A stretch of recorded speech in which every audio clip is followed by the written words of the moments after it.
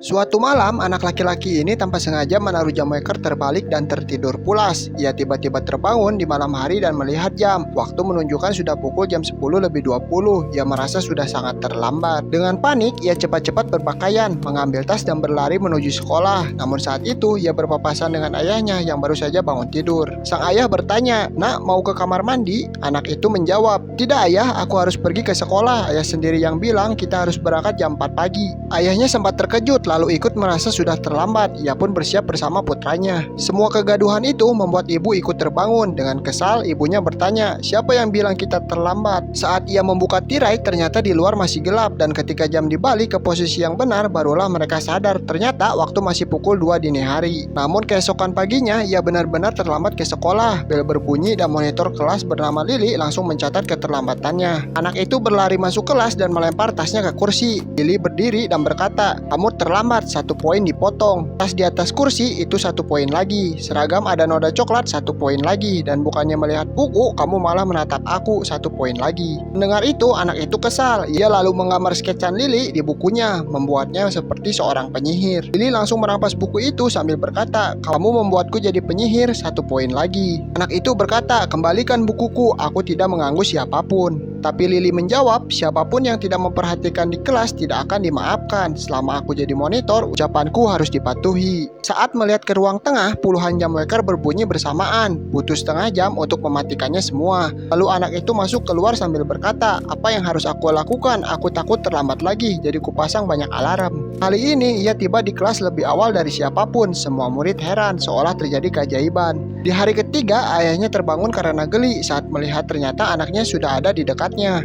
"Aku menutup jendela dan menaruh buku di tempat tidur supaya ayah bergerak dan bangun." Di sekolah, Lili kembali berdiri dengan alat pencatat waktu. Bel berbunyi, tapi si anak belum kelihatan. Lili sudah siap mencatat keterlambatannya. Tapi tiba-tiba seseorang menyentuhnya sedikit. Ternyata itu adalah dia, datang sambil terengah-engah. Di hari keempat, orang tuanya mengira anaknya bangun sendiri, tapi saat melihat ke ruangan tengah, ternyata ia tidur di lantai beralaskan selimut. Dia berkata ia tidur di sana agar bisa bangun tepat waktu.